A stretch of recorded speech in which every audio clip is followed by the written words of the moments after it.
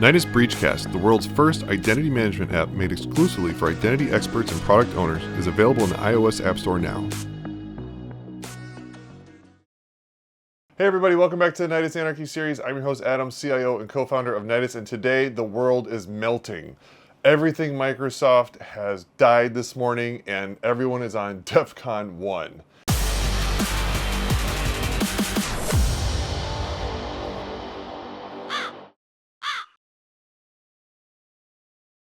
So what happened? So CrowdStrike, they're a security company that has been employed by pretty much every major vendor on the planet, pushed out a faulty patch this morning, which caused pretty much every Windows server that's using their product to turn into a blue screen of death. So you woke up this morning and see, actually it happened to me too, on one of my servers. First thing I saw in the morning was the sad face saying I need to reboot my machine. I didn't think anything of it at first. I thought the thing just crashed, so I rebooted it, and then that's when I found out it's not just me. So let's dive into the details of what's going on here. First off, I'll tell you right now, if this is happening to you, the first thing you do, just reboot your machine. Check all your Windows servers. If they're locked, you're gonna have to reboot them in person. And if the reboot doesn't work, I'm gonna tell you the steps on how to clear it out. You have to go into safe mode. We'll get into all that, but let's go through the details from the top here. So we have a message from the company CEO from CrowdStrike, George Kurtz. CrowdStrike is actively working with customers impacted by a defect found in a single content update for Windows hosts. Mac and Linux hosts are not impacted. This is not a security incident or a cyber attack. So that's kind of the key thing here, because right now I guarantee you everyone is freaking out thinking that we're being hacked by China or something, and it's not. They've taken claim and they've acknowledged fault right out of the gate. So actually that's pretty impressive that they said that right away. So let's talk about how to fix this, right? Let's just get right into the meat and potatoes. If the reboot doesn't work, what you need to do is first boot into safe mode and then go, or Windows recovery mode. This may be tricky if you have BitLocker, which a lot of enterprise systems do. If you have BitLocker, you may have to enter in your recovery key to get into safe mode. Getting that recovery key is a pain in the butt. Every enterprise has a different way of getting that recovery key. So if you're a Windows admin, or if you're going to be tasked with having to fix this stuff, figure out how to get your recovery keys ahead of time, so therefore you know what to do should you have to do that. Once you're in safe mode, you're going to go to C, Windows, System32, Drivers, CrowdStrike directory. In there you're going to find a file called C-a bunch of zeros, 291 whatever .sys. Delete that file. That's the file that messed everything up. Once that's deleted, you can then reboot your machine and everything should boot up back normally. Now, it's a simple fix, and for me, a simple reboot fixed it as well. But the problem is you have to do this to every server. So imagine this for an instance, that every server that's using CrowdStrike EDR, which is a ton, I mean, every cloud, GCP, Azure, AWS, they're using it everywhere, right? So this is a very, very widespread thing, which is why you're seeing outages everywhere. All these machines have to have that entire process done in person manually. So this is going to take a while to fix, and people have to find the servers that are broken and all that kind of fun stuff. I mean, it's causing crazy problems everywhere. The ripple down effect is insane. We have I'm actually supposed to be flying out tonight, and every airline is basically on halt because all their systems are down. I mean, everything is in complete chaos. So Microsoft Azure, they posted an update stating that they received reports of successful recovery from some customers attempting multiple virtual machine restarts, as much as having to try to restart it 15 times. So if it doesn't work the first time, try again. If it doesn't work a second time, try again. If it doesn't work a third time, keep going. So they're saying up to 15 times you have to try to restart that instance to get it up and going. So if you're an Azure, oh man, I feel bad for all the Windows people. This is where I'm happy I'm a Linux guy. Okay, yeah, just keep rebooting and hopefully it clears itself up. From AWS, they said they've taken steps to mitigate the issue for many Windows instances, workspaces, and AppStream applications as possible, recommending customers still affected by the issue to take action to restore connectivity. Basically, you're on your own after that. I went through and I checked all my AWS servers. They seem to be all fine. One big reason that I can tell you that all my servers are okay is because I don't have automatic updates turned on. I understand why you'd want to do that. It makes total sense, but you should not do that in production, ever. You need to gradually roll these things out. Have automatic updates in dev, so when you wake up in the morning and your dev environment is completely hosed, You go, oh crap, what the hell just happened? Oh, well, this sys file, we got to wipe it out. Oh, great. Don't put that in production. This is why you don't put automatic updates into production, because what you're seeing is every system that's down right now and every enterprise, every company that's having a problem, it's because somewhere down the line, someone thought it was a great idea to do automatic updates for the CrowdStrike for all production systems. And this is what happens. So don't do that. Omer Grossman, the CIO of CyberArk, also released a statement saying that the current event appears, even in July, that it will be one of the most significant cyber issues of 2024. CyberArk, well-known PAM tool, so they definitely understand security as well. The damage to business process at the global level is dramatic. The glitch is due to a software update in CrowdStrike's EDR product, right, which we know. So this is going to be a crazy day for everybody.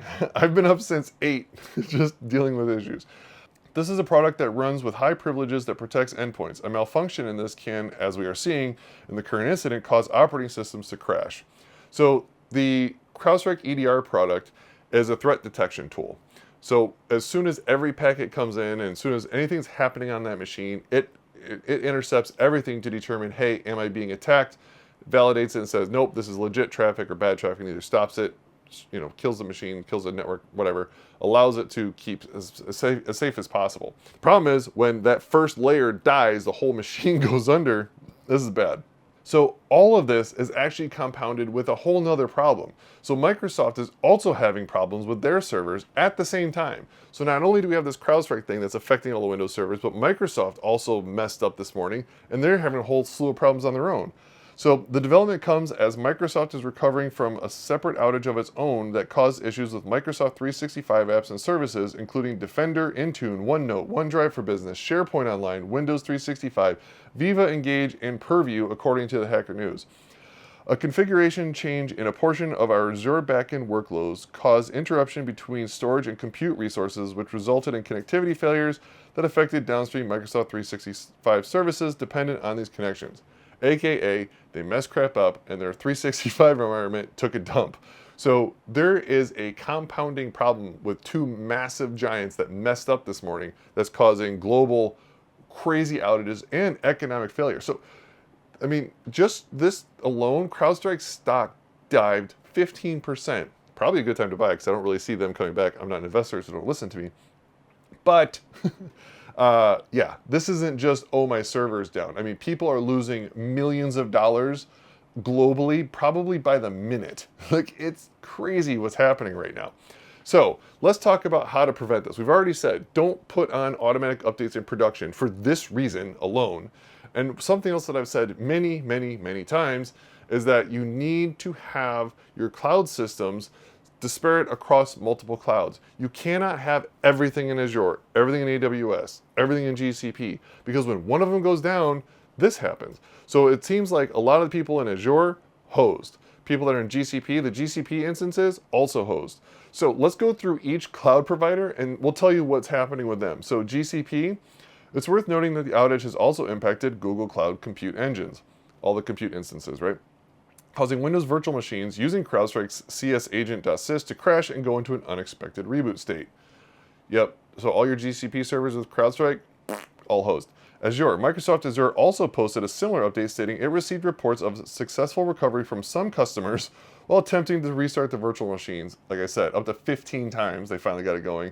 And then AWS said, hey, they took steps to mitigate it. So all my AWS systems were fine, but I don't have automatic updates turned on. So I can't tell you which cloud's best. But what I can tell you is if one cloud were to go down and everything is in Azure, what are you going to do now?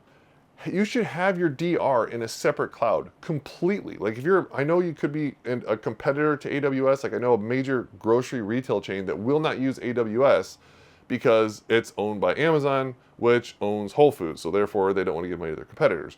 I understand that. So they're all in Azure. Cool. Well, have a DR in GCP.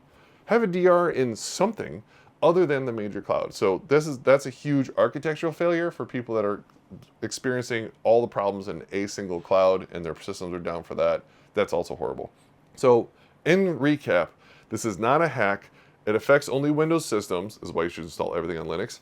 It's affecting everyone everywhere. Pretty much every cloud is experiencing this. It requires a manual fix where you have to physically go and do something, up to the point where you may need a recovery key and reboot the server 15 times and delete some secret sys file in drivers deep in the Windows files.